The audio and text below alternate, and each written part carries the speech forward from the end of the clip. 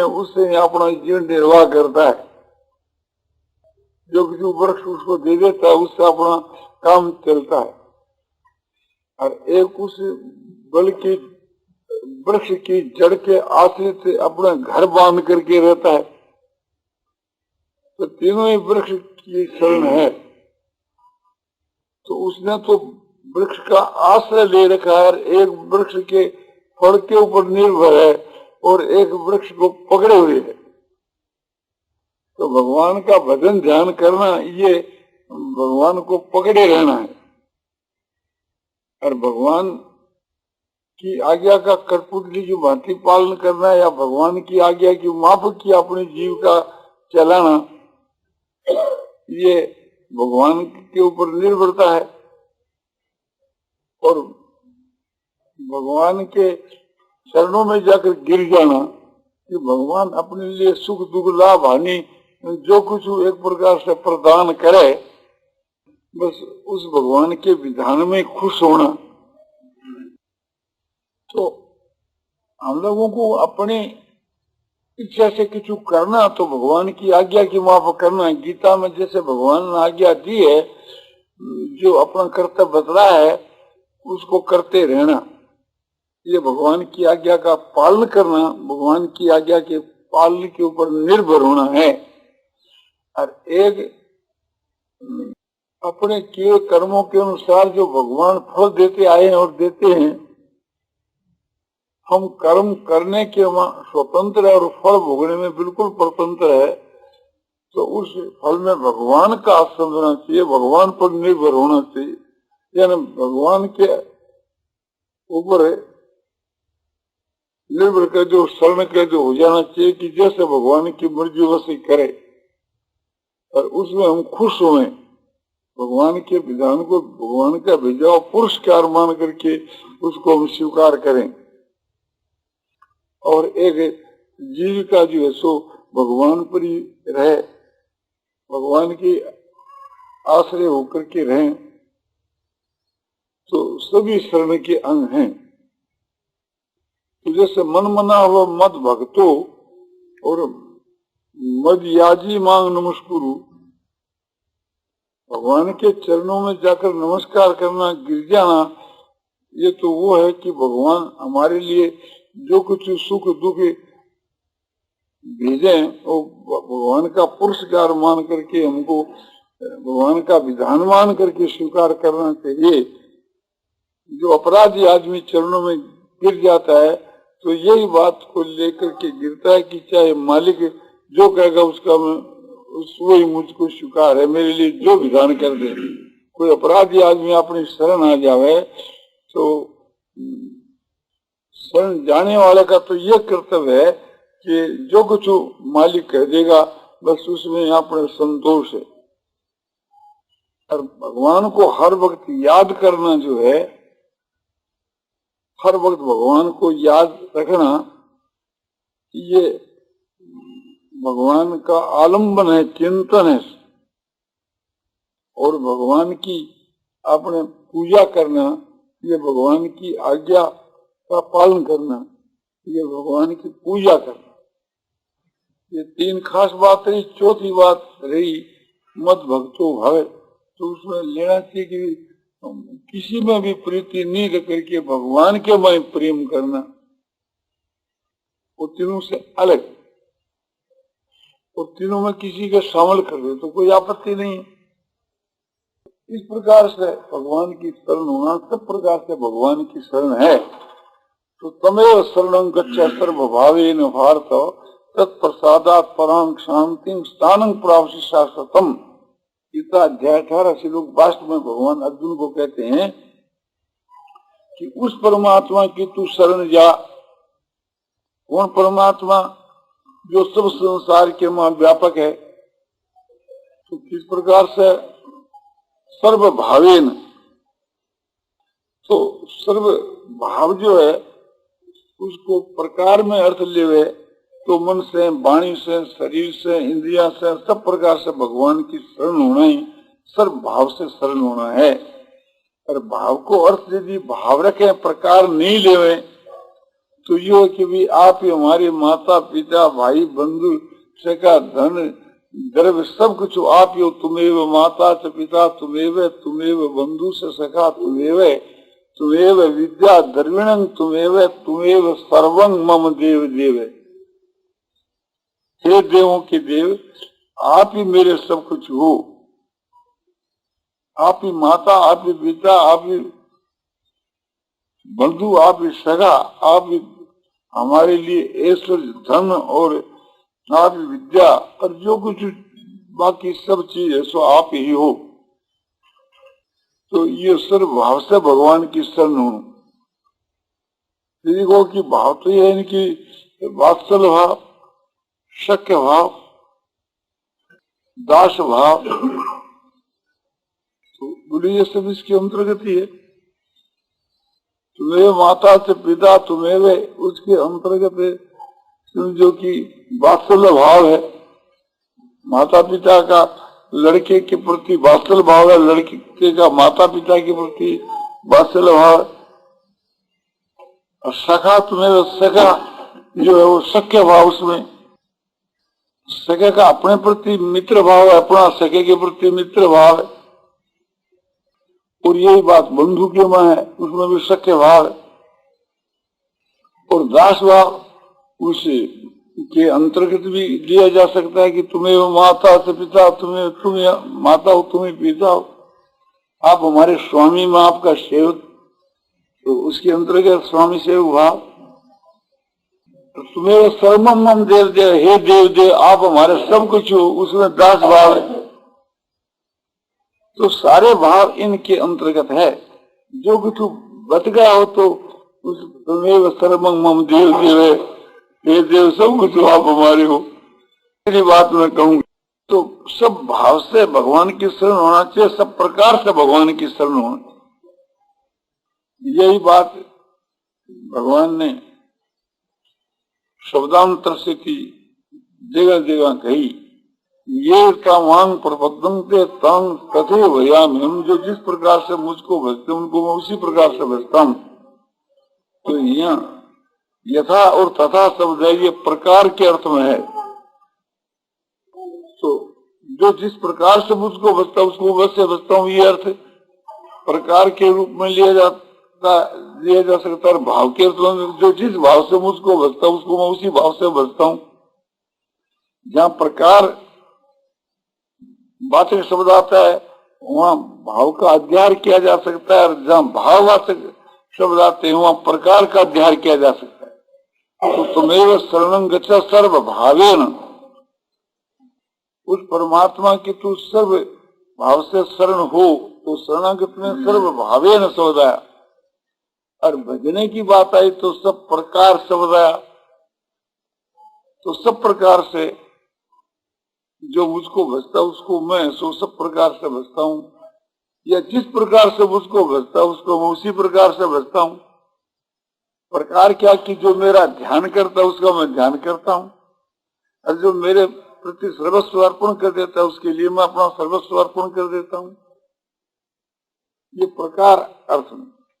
और भाव अर्थ में क्या कि जो मुझको पिता समझता उसके लिए मैं पिता बन जाता हूँ, जो मुझको सखा समझते उसके लिए मैं सखा बन जाता हूँ, जो मुझको गुरु मानते उसके लिए मैं गुरु बन जाता हूँ, और जो मुझको शिष्य मान लेता उसके लिए शिष्य बन जाता हूँ, जो मुझको पत्नी मान लेता उसके लिए पत्नी बन जाता हूँ, जो मुझको पति मान लेता है तो उसका मैं पति बन जाता हूँ। वो जिस भाव से मुझको चाहता उसके लिए उसी भाव वाला मैं बन जाता हूँ। तो भावार्थ में भाव के पक्ष में यह अर्थ और प्रकार के अर्थ और दोनों ही बात उसके अंतर्गत है। तो भगवान को सब प्रकार से हमको भजना चाहिए, सब भाव से भजना चाहिए। भगवान की शरण सब प्रकार से होनी चाहिए, सब भाव से होनी चाहिए। एक बात हो, एक अपने ऊपर से अध्यार करके सर्वांग पूर्ण कर लेना चाहिए। तो भगवान की सब प्रकार से शरण होना या भगवान को सब प्रकार से भजना एक ही है। भगवान की अनंत शरण होना, भगवान के अनंत प्रेम करना, भगवान की अनन्य भक्ति, भगवान के में अनन्य प्रेम, भगवान की अनन्य शरण सब एक ही चीज है। शब्द के फेर से, प्रकार बद के भेद से उसको अलग अलग बताया, किंतु वास्तु के मां समझो कि परिणाम सबका एक ही, नतीजा सबका एक ही है। तो हम लोगों को विशुद्ध भाव से भगवान की अनन्य शरण होना चाहिए, भगवान के में अनन्य प्रेम करना चाहिए, भगवान को छोड़कर किसी में भी प्रेम नहीं करना चाहिए। तो भगवान की जो अनन्य भक्ति है वो अव्यभिचारिणी भक्ति है, और वो विशुद्ध भक्ति है, वो विशुद्ध प्रेम है। विशुद्ध का मतलब है कोई प्रकार की कामना नहीं करना। किसी कामना को लेकर हम भगवान को भजते हैं तो भगवान का भजना नहीं, जिस काम को लेकर हम भजते हैं उसके हम भक्त हैं, उसी को भजते हैं, भगवान को नहीं। किसी उद्देश्य से किसी चीज के लिए भगवान को भजें तो वो चीज ही प्रधान हुई, भगवान प्रधान नहीं हुई। नारायण नारायण नारायण श्रीमन नारायण नारायण नारायण श्रीमन नारायण नारायण श्रीमन नारायण नारायण श्रीमन नारायण नारायण श्रीमन नारायण नारायण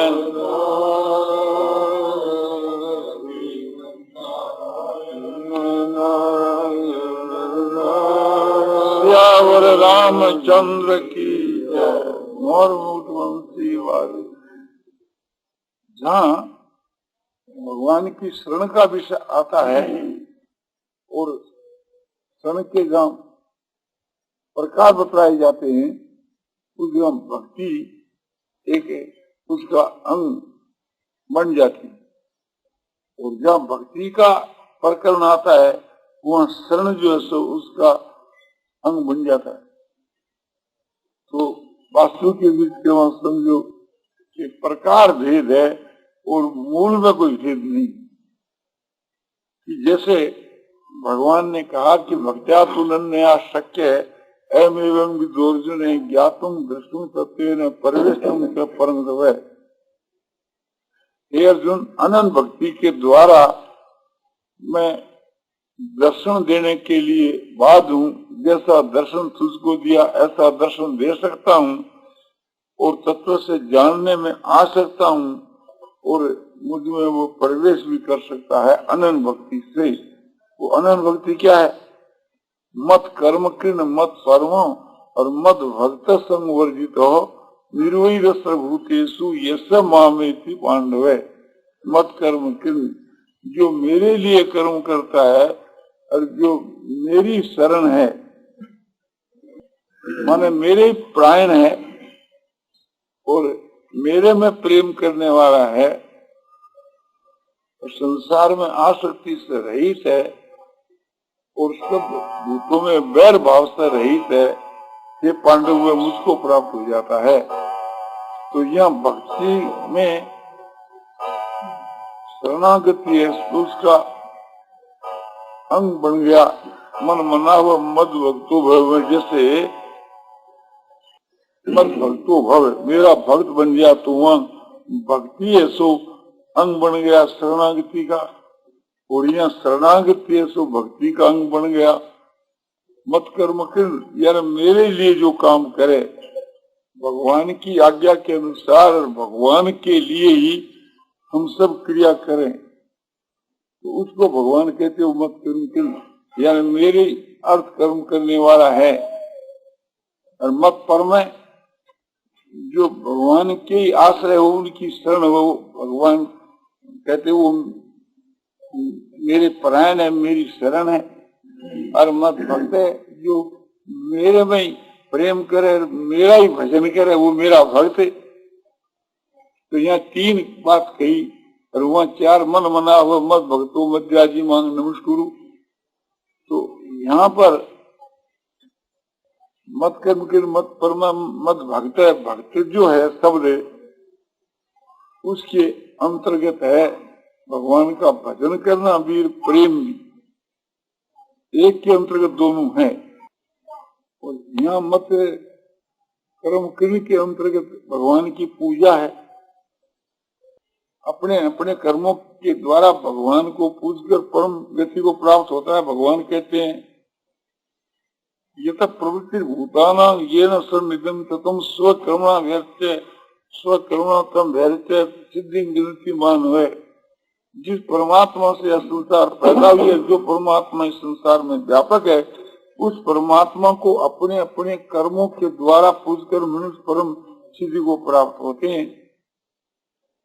तो कर्मों के द्वारा भगवान का पूजन क्या, कर्मों के द्वारा भगवान की सेवा करना वही भगवान का पूजन है। सब में भगवान समझ कर करके और सबकी सेवा करना, भगवान की आज्ञा के अनुसार और क्रिया करना वही भगवत अर्थ कर्म है।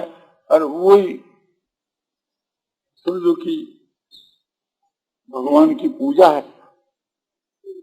तो मत करूं कर मेरे अर्थ करूं कर, जो मेरी पूजा करता है। पूजा कैसी, अपने कर्मों के द्वारा मेरी सेवा, सब में भगवान विराजमान है ऐसा समझ करके सबकी सेवा ही भगवान की सेवा है। तो अपने कर्मों के द्वारा भगवान की सेवा, और कर्म कैसे करने चाहिए कि भगवान के लिए भगवान की आज्ञा के अनुसार करने चाहिए, वो भी भगवत अर्थ कर्म है। भगवान के अर्थ है, भगवान के लिए, अपने लिए नहीं, भगवान के लिए। तो संसार के हित के लिए हमारी चेष्टा हो तो संसार की सेवा हुई, भाई भगवान की और संसार की पूजा हुई। तो इस बात से मत कर्म किर्ण और स्वकर्म तम धैर्य एक ही बात है। और मध्या जी वही चीज कि तू मेरी पूजा कर, और पूजा हो कि सब में भगवान समझ करके अपने कर्मों के द्वारा भगवान की सेवा करना, और वो ही भगवत अर्थ कर्म है। इससे भगवान खुश हो, और भगवान सब में इस वास्ते सबकी खुशी के लिए, सबके इसके लिए जो चेष्टा करनी वो भगवान के लिए है। तो प्रकारांतर से बात एक ही है। और मत पर में तू मेरी शरण आ जा, यानी यूं कह देते जो मेरी शरण है, तो जो मेरी शरण है या भगवान के चरणों में अपने आप को अर्पण करना, तो एक ही बात है। शास्त्र कर्माणी मई शून्य से मत बरा चित चेती, सारे कर्मों को तू मेरे में अर्पण कर दे, तू मेरी शरण आ जा। और वही सर्व धर्मान परित्यज्य मां में कम शरण वर्जय, सारे धर्मों को तू छोड़ दे और मुझ में अर्पण कर दे, मेरी एक की शरण आ जा। तो शास्त्र के श्लोक में जो बात है, ज्ञान के श्लोक में वही बात है। शब्दों को फेर है, भाव को कोई फेर नहीं, बात एक ही है। चेष्टा सर्व कर्माणी मई संन्यास्य मत परो सर्व धर्मान परित्यज्य और मामेकं शरणं वर्जय, मामेकं शरणं वर्जय, मेरी एक की शरण आ जा और मत परे, तो मेरे प्राण हो जा, एक ही बात है। और चेष्टा सर्व कर्माणी मई संन्यास्य, जिससे सारे कर्मों को तू मेरे में समर्पण कर दे, और सारे धर्मों को तू मुझ परमात्मा के त्याग दे, एक ही बात है। तो भगवान एक ही बात को समझाने के वास्ते बहुत शब्दों का प्रयोग इसलिए किया है कि ज्ञान बढ़े और किसी भी प्रकार से इसके बाद समझ में आ जाए। इसी प्रकार से परमात्मा की प्राप्ति, जिसको वो कहते हैं मुक्ति कहते हैं, उनके भी अनेक नाम रखे हैं। उसी का नाम परम गति, उसी का नाम अक्षर अव्यक्त की प्राप्ति, एत्वक्षम अव्यक्तम, हाँ ना, अव्यक्तोक्सित समाहु परमान गतिम यं प्रापन निवर्तनते तब धाम परम में। जो अव्यक्त है उसी को अक्षर कहा गया है और वही परम गति है और वही मेरा परम धाम है कि जाकर वहाँ लौट कर वापिस नहीं आता। तो सबकी एकता कर दी कि उसी का नाम तो परम धाम, उसी का नाम परम गति, उसी का नाम अव्यक्त अक्षर की प्राप्ति। दूसरी जगह में उसी का नाम निर्वाण ब्रह्म की प्राप्ति और उसी का नाम अमृत की प्राप्ति और उसी का नाम समझो कि परम पद की प्राप्ति, परम शांति की प्राप्ति, उसी का नाम। तो अनेक नाम एक ही वस्तु के रखे कि किसी भी नाम से तुम्हारे को उसका ज्ञान हो जावे और कहीं ऐसा नहीं समझो कि ये कोई चीज अलग अलग है। एक ही जो प्राप्ति जो वस्तु है उसका अनेक नाम रख दिया कि किसी शब्द से तुम्हारे वो बात समझ में आ जावे। इसी प्रकार से प्रकारांत चेती भगवान उपदेश देकर ये बात इसको समझाई। तो जो अनन्य शरण है उसके अंदर ही भक्ति है और जो अनन्य भक्ति है उसी के अंदर सो शरण है। तो अनन्य शरण अनन्य भक्ति एक ही, इसी को आपने अनंत प्रेम कहा जाता है। इस बातों को समझ करके सब प्रकार से भी भगवान की शरण होना चाहिए, सब भाव से भगवान की शरण होना चाहिए, सब प्रकार से सब भाव से भगवान की शरण होना चाहिए। उसके अंतर्गत ही भक्ति आ जाती। तो आलम्बन भी भगवान का, आश्रय भी भगवान का और निर्भरता भी भगवान पर। हमारे तो हम तो भगवान पर ही निर्भर हैं, हमारे तो भगवान का ही आश्रय है, हमारे तो भगवान का ही एक आलम्बन है, सारा है। तो सब शरणागत के भेद हैं, उन्हीं के नाम है।